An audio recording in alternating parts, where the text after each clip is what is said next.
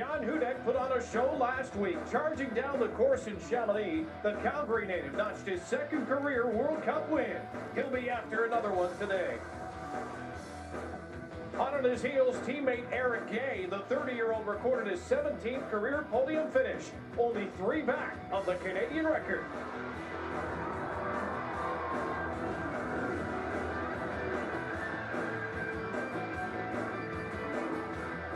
Welcome to Sochi, Russia, where racers are set to take part in the first ever World Cup downhill at this Olympic course, setting up for 2014. And of course, by the time the course is set for 2014, it could be vastly different from what we'll see the racers storming down today. Dan Dunleavy and Brian Stemmel, glad you could join us for this event as not only Canadian skiers, but the rest of the world, as we mentioned, the first peak at the upcoming Olympic course for 2014. It's a big day.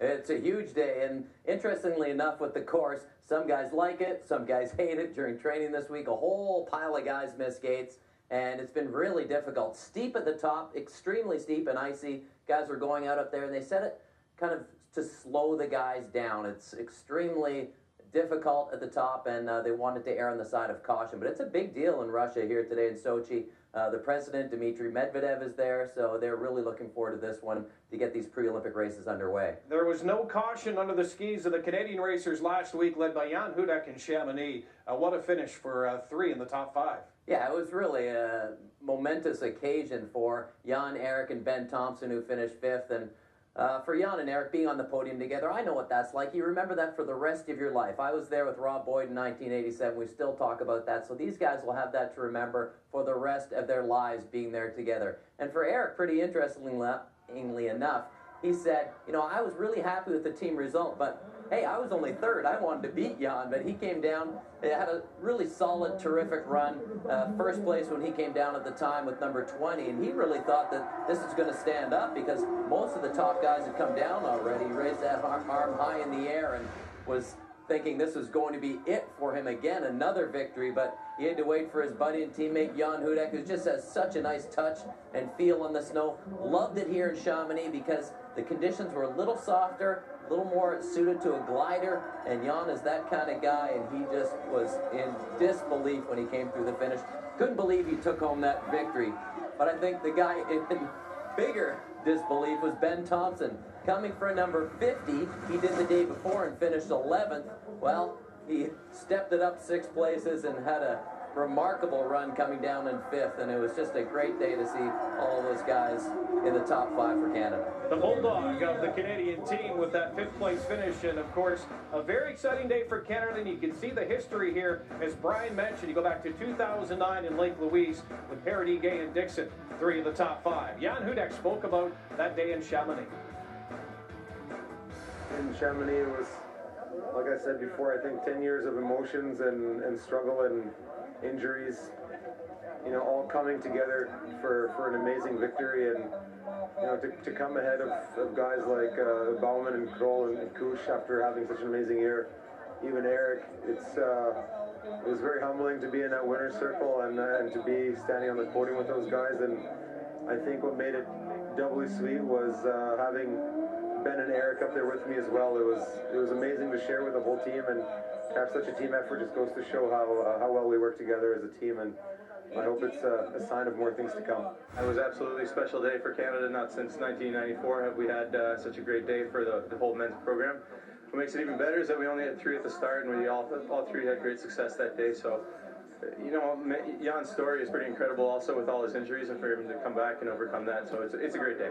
I was a little shocked. You know, I was 11th the day before, and that was a big shock, but to come 5th down, I couldn't believe it, and I was so excited to see my teammate Jan and Eric on the podium, and it was just exhilarating.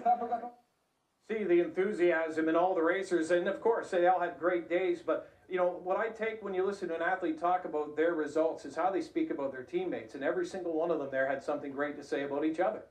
Right, and then they're super competitive, but it helps. When the team's rolling, man, that just gives you more inspiration to go out and do your best, and I think it has for all 3 guys. Those are the only 3 guys in the circuit right now in the downhill team, and they've just done remarkable things. For Jan today, I think it's going to be difficult. He's only had 1 training run. He had to take yesterday off because his knee's bothering him and his back, and he's had so many injuries that he just thought he'd take it easy, rest up for today. Eric, on the other hand, I think he can have a good run, 8th, 9th in training, but he doesn't like the course. So I leave it up to Ben Thompson, who, one of their coaches last night sent me a note on Twitter. There's going to be one guy on the podium today, and it's probably not the one you're going to predict. So I'm looking out of the box today on that one, but he's been under the gun a little bit this week. Guys in the World Cup Tour have been teasing him. One-hit wonder. Are you gonna choke this time because you're only 5th once? And just really ribbing him and teasing him. He's got something to prove, and he feels like he can do it. Well, we only tease about those that we might be worried about. So maybe the other racers see something in Benjamin Thompson that they might fear on a day like today. And for this particular race, as we take a look at the weather conditions, and Brian, you know the conditions much better than I at the top of the mountain, but boy, you see a few shadows up there at that particular part of the course, but the conditions looks absolutely perfect for race day today. Well, when it's dark and bumpy, it makes it tough, and it's going to be today. But yeah, this is one heck of a course, and we're going to have a great look at it today. So we get it started with a Frenchman in Yannick Bertrand, 31 years of age. A couple of top 10s this year, first out of the gates. And our first look at the Sochi course. Really pick up a lot of speed coming out of the gate. Nice shot just cutting across the flats. It's only 40 kilometers from the Black Sea, so they get a ton of snow here in Sochi. And this is where it gets extremely difficult, where a lot of the guys are complaining about these turns, just back and forth across the hill. Very narrow section coming down this chute, and then again, big right footer coming across here, and basically Bertrand is just hanging on. We haven't seen him tuck since he left the starting gate, my goodness. It sounds very sharp as well with the skis cutting in.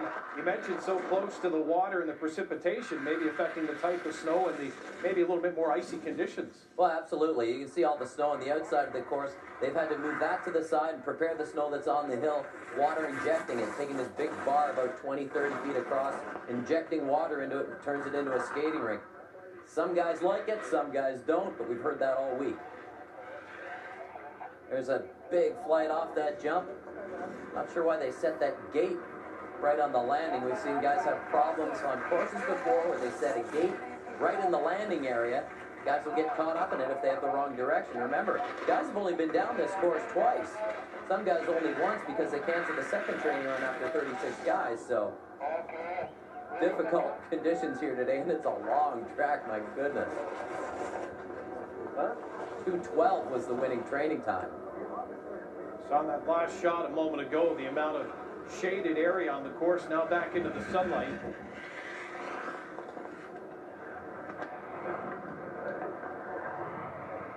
This is where it becomes more of a downhill. Up top, a lot like a tourney Super G.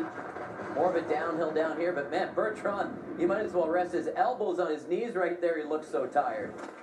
A big jump coming into the finish, and another big one where there'll be 30, 40, 50,000 people there in just under 2 years in the Olympic Games. Yannick Bertrand made his World Cup debut in December of 2001, and this is his debut on the 2014 Olympic course in Sochi, and our first time of the day.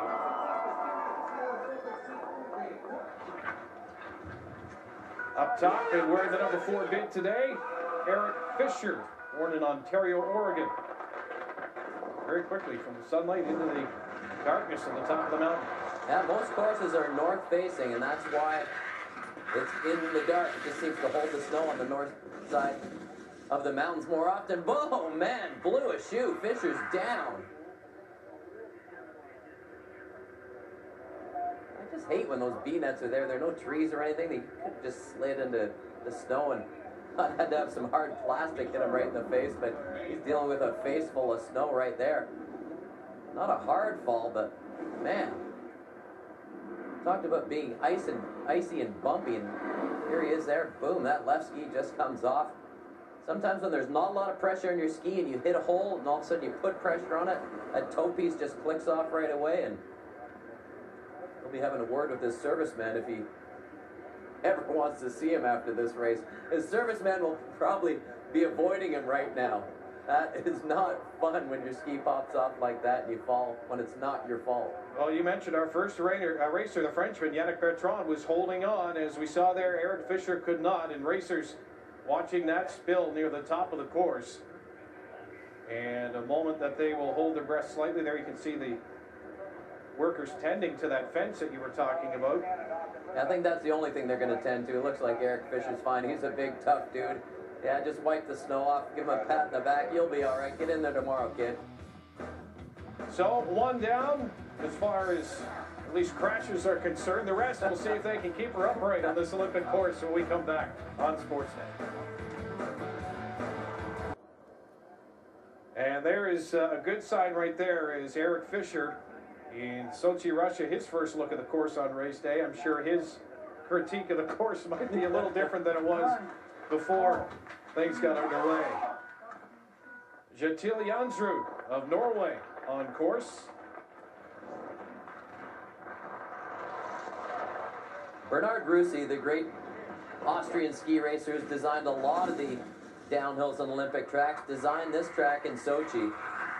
And it's really interesting when you come to a brand new hill that nobody on the World Cup circuit has seen before and listen to the complaints. It's like watching an episode of The Bachelor. The women are just scrapping back and forth.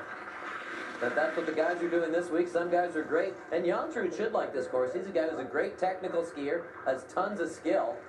But it's just a matter of getting it straight in your mind, learning it, and loving it. Six years of age. It should also probably be noted that the Alpine course here for the upcoming games in Sochi, they've been ready for about a year and a half. Well ahead of some of the other Nordic events that are still under construction. Nice, almost 6/10 up at the interval, and good over the bump, but good low tuck. Remember, we saw Bertrand before. His legs were screaming down here. He could barely keep that aerodynamic position. That'll be a key down here. Sweet flight there. Yeah, you walk around town here, there's still about 20 hotels being built in the neighborhood. They're trying to build a mini Whistler, it seems like, but they're getting the job done. Well, Jansrud with a good time all the way down in the green, and there you see, still in the green, and our new early leader.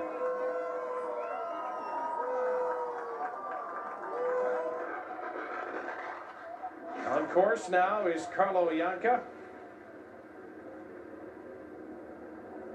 25-year-old, giant slalom specialist.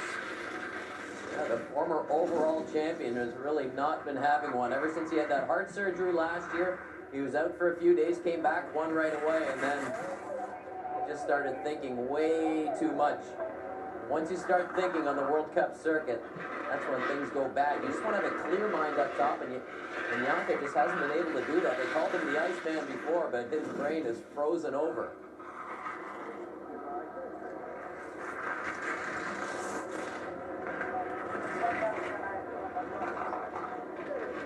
Ianca continues to pick up speed down here in this middle portion of the course as you see his numbers again on the right side of it.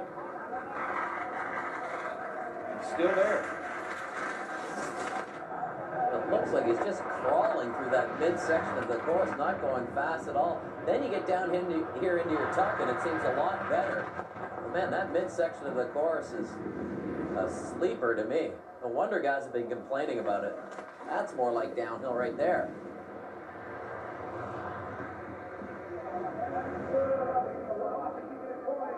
I'm sure they'll iron out the kinks in the next couple of years on this hill when they have some other races on here. But for Ianca today, a great run. So Ianca with that time again. We're very early in the race. At this moment in time, we'll sit with a good time, but one that still many will expect to better. Adrien Théo of France. Stranger to finishing in top 10s this year, including a 6th at Lake Louise.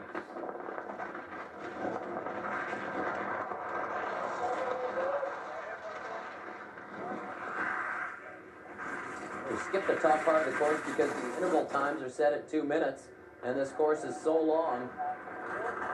We're getting them about halfway down. You see them out at the start, and then hear them chatter around through this midsection. It becomes more like a downhill down at the bottom, and he's looking for a little redemption. Remember, Théo was in the lead in Val Gardena with his buddy Johan Clary before they canceled the race. They were sitting 1-2, and the French were really upset with that decision to cancel it so quickly. They just really haven't been able to get back on their game since then. That race was before Christmas. Wow, taking that out like a GS gate. Beautiful. Really not until this point here do they get into that tuck that you're talking about up top. It's a very tentative tuck, like a three-quarter stance, if you will. Yeah, the high stable we used to call it, just barely hanging on. Now down into the sunlight here, they can really grab that low crouch, look for some speed, and there is some speed, 133.5K, wow. So Teo making up a lot of time. See if he can carry it down through the bottom here and at the finish line. And he does. Adrien Teo of France with the new best time. Yeah, this is just really nice here. Watch his ski get rattled around, but he doesn't panic. He just stays with it, and then, whoa, whoops, almost does the splits, but again, nice and calm and relaxed. Gets on that right ski, that outside ski, and wow, look at this.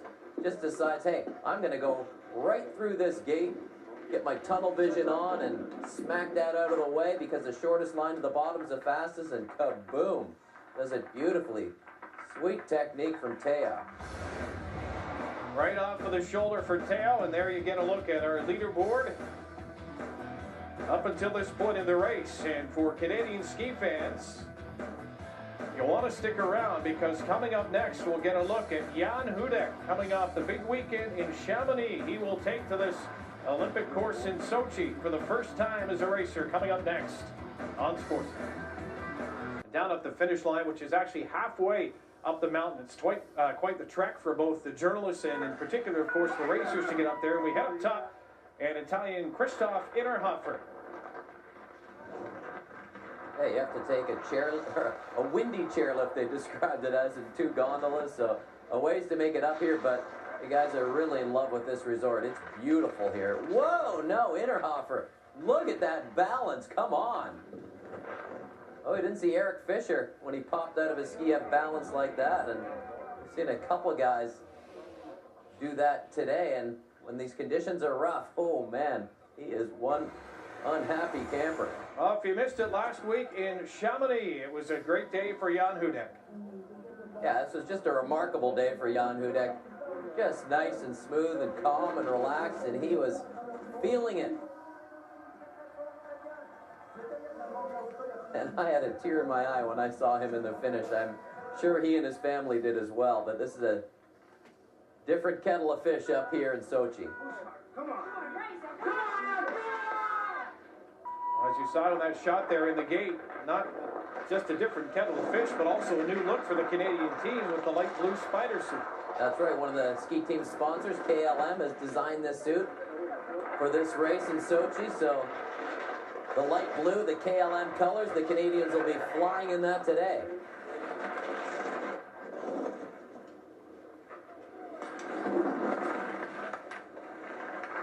Oh, getting bounced around a little bit, being nice and aggressive, see him taking out those gate panels, but it want to be difficult for Jan Hudek today. Had one training run on Wednesday, 24th, and then it was canceled Thursday, decided to skip yesterday, and barely hanging on here. It's so icy. The guys have said if they haven't seen it this icy all season. I don't have to tell you, you can hear it. Back to an earlier point you made, some of the racers who repeat the tight turns, others have said if it weren't for those tight turns, they maybe wouldn't survive the top of this course because of the conditions. Yeah, just the severity of the slope. It just falls away from you drastically.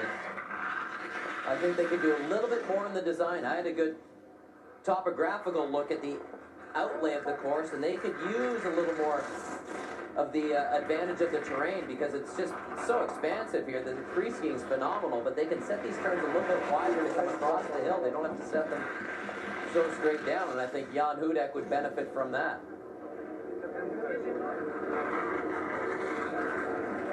John trying to make up some time, and he is starting through this portion of the course. Probably next time down the course is a good time for what Brian just mentioned, just to kind of broaden your view of where the racers are with the camera shots. Pretty narrow here, but up top, again, a lot of extra room. A big flight there, about 40, 45 meters in the air they're flying. Hear the wind and Hudek's arms. Yeah, they just really need to zoom out a little bit more and down. They get a good perception of how fast it is, and Jan Hudek not as fast as he'd like to be today. Sitting right now in 5th place with that time and trying to find ways to make up time all the way down the course and just couldn't get it done. Axel Lund Svindal on course now, the Norwegian.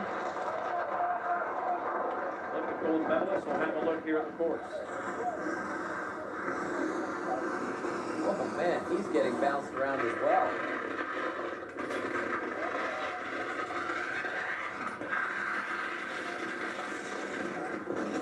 He said a lot of guys were surprised in the first training run because it was much tougher than they anticipated. So those eyes were wide open when racers looked out of that starting gate, and Svindal was one of them. And he said he loves this course.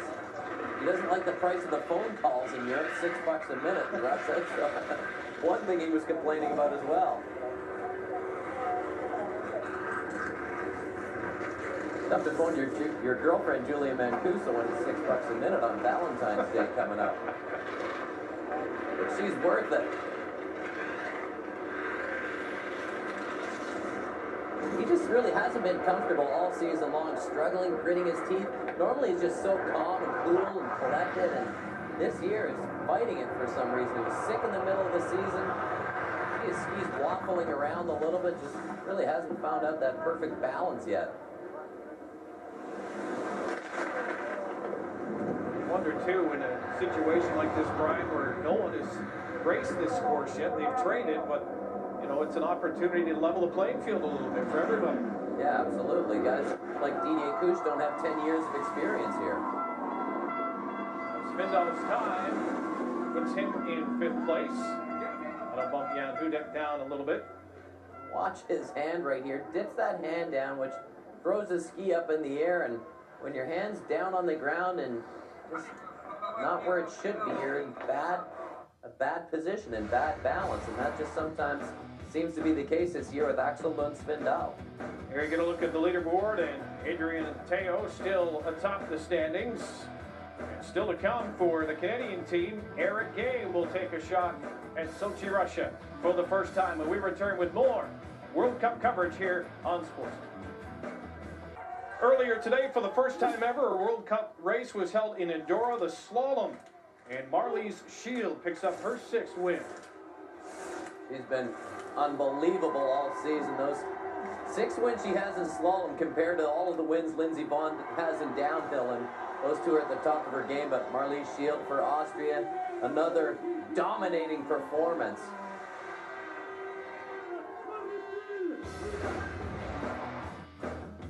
We get a look at Marie Shield Gagnon 8th for the Canadian team to lead the way with the win by Shield. A lot of firsts happening on the World Cup skiing circuit. Of course, the women will be in Sochi next weekend. They'll get their first look at the Olympic course. So we take you back to the top of the mountain. And this is Joachim Puchner of Austria.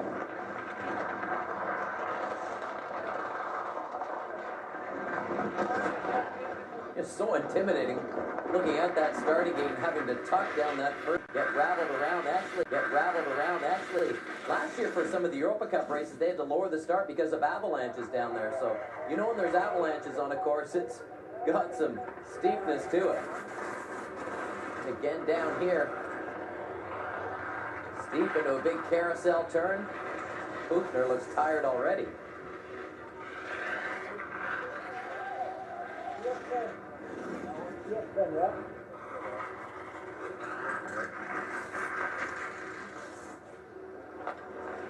Good shot at some of the still expansive areas at the top or that middle portion of the run that could be used, perhaps any adjustments they do make for 2014. Still a lot of time before then. It's just the first World Cup downhill race ever here in Sochi. And this is looking good for Puchner, only 0.2 of a second back. Remember, he was 3rd in the last training run. He did really well at the bottom. Whoa, man, hang on, that was massive. Just a little off balance in the air, but picking up some time. It doesn't matter what he looks like in the air. Only 700s back now. So we'll get a good look to see how much time there is to make up off that last jump. Fell off a little bit after making a charge down that lower portion of the mountain. Oh, he is upset. And a look now at Ben Thompson.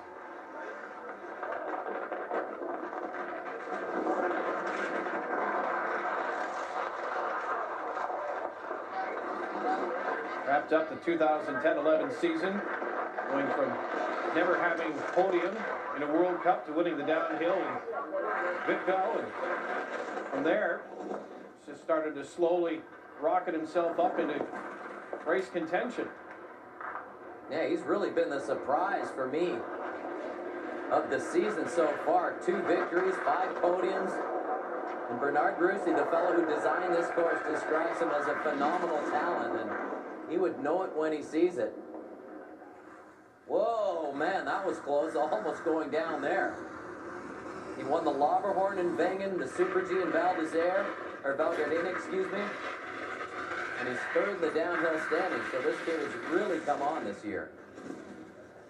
He said earlier this week, I never dreamt of doing something like this at the beginning of the season. After having 2 major knee operations a couple of years back, he just really didn't think he was in line to kind of take over from Didier Couche, who's retiring at the end of the season, but he certainly does look like it when he's out there on the slopes and has that perfect technique.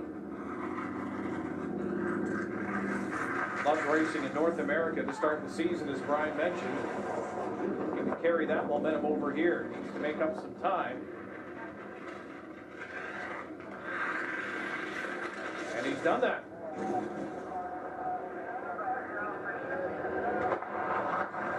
Now we'll see how his skis are running down here. This is where you have to breathe and relax a little bit. Stay in that aerodynamic position. And watch out for this big jump. Whoa, lapping his arms around, almost did a header there. Looked like he was a little bit too far forward, but my goodness, picking up a whole bunch of time.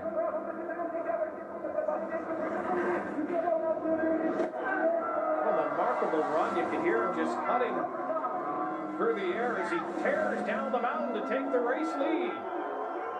Ben Thompson. Wow, bit of a shocker. 0.6 of a second for Foyce. All right, back up top now and a look at Eric Gay from Mont-Tremblant, Quebec. Still a bumpy ride there at the top of the hill. Yeah, that's the part that he was really complaining about right in here. He's such a great Super G skier. I was surprised that he was actually complaining about it, but you can tell struggling a little bit back on his heels. Not in perfect balance.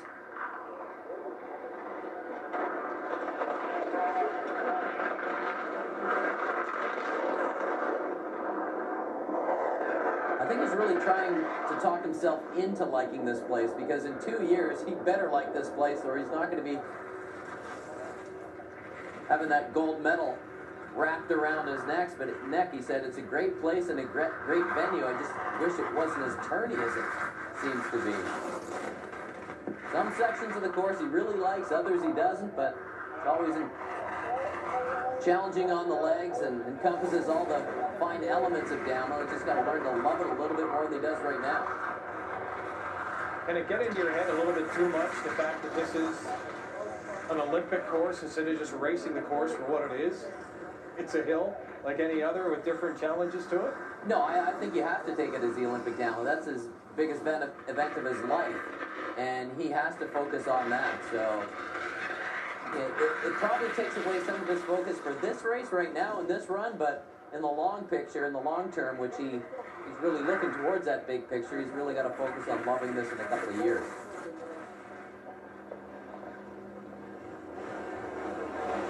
There, they zoomed out a little bit, got a nice shot of the terrain and how steep it is coming off that big jump.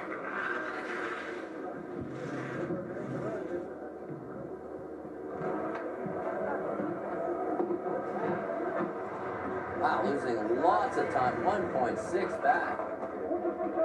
After being so good last week, third and fourth, Chamonix, second in Garmisch the week before. Eric Gay will be disappointed with this run. Well, it certainly looked like maybe at the bottom half of the course and some of the technique was there to gain some time, but it just wasn't to be found in the skis for the Canadian today. As you see, Eric Gay and Jan Hudak so far 10th and 13th in the standings, and Beat Voits, our new leader after 19 skiers. Didier Couche still to come, and we'll see his run next when we return to Sochi in the World Cup on Sportsnet. Enthusiastic crowd that has gathered in Sochi, Russia. Not a large crowd for this race, just because construction still continues towards 2014 in Sochi, Russia.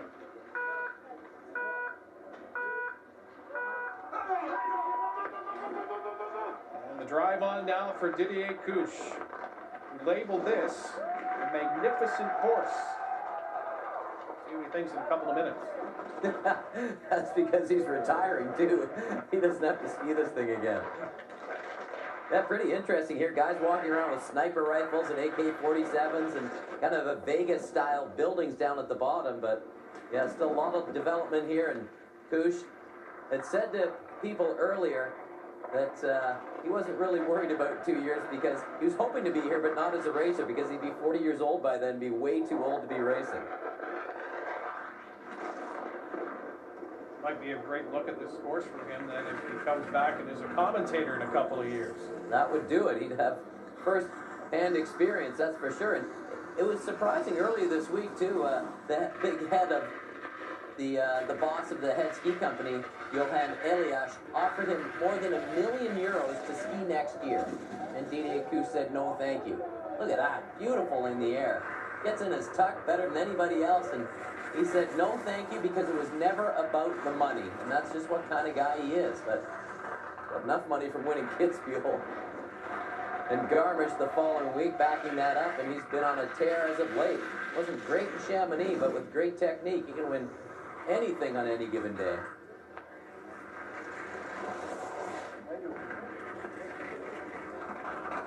It's never about the money when we all have enough of it. Then all of a sudden they're racing for the love of the sport. Got some great love for it. Right now needing to make up a little bit of time. Whoa, that's uncharacteristic.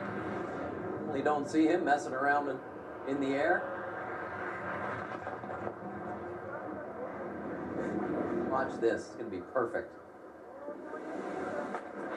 Yeah, not quite in his tuck when he landed, but still pretty darn good. But you get that with 16 years of experience. And he was actually shown his very first run down Kitzbühel after he won that race, and he said, man, I look like a beginner. I've sure improved a lot, and experience makes a big difference on every single hill, and it hurt him today, I think. From 1998 and that win until now, really a rare experience for Didier Couche, racing a course that, as you mentioned, he will not be racing in a couple of years for Olympic hardware. Look now at Bodie Miller in the United States. And the question could be asked, is this someone who'll be racing 2 years from now? True enough. Wow, that was sweet. Two beautiful turns linked together there. Bodie Miller, always an outspoken athlete, called this borderline obnoxious how it was set. So you know how he feels about it. But if he saw his interval time, he might change his opinion. 4/10 up. That is some nice skiing by Bodie Miller. That might become the new Bodie adjective for awesome, obnoxious. Like if he sick. keeps this up. Yeah.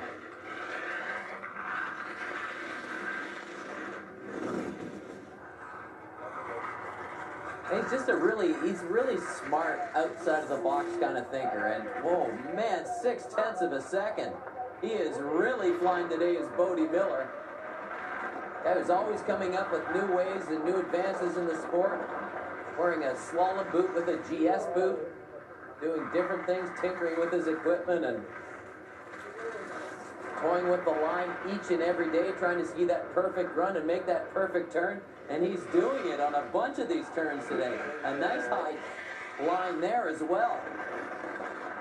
Ryan, you look so calm on the skis right now. Well, that's just the athlete in him.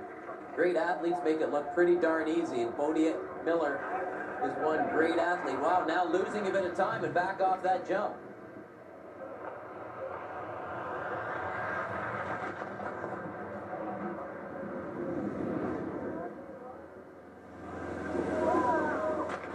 Really nice shot there.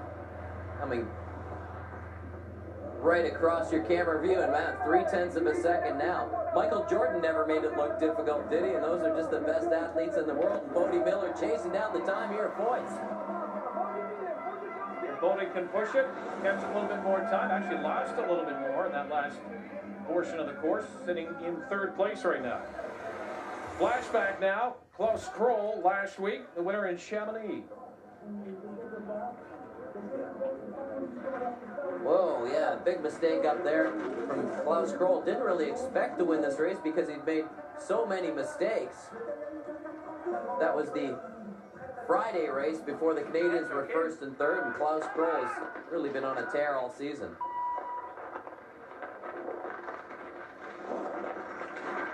The Austrian gets a crack at the Sochi course now. A little bit more sunlight at the top of the mountain.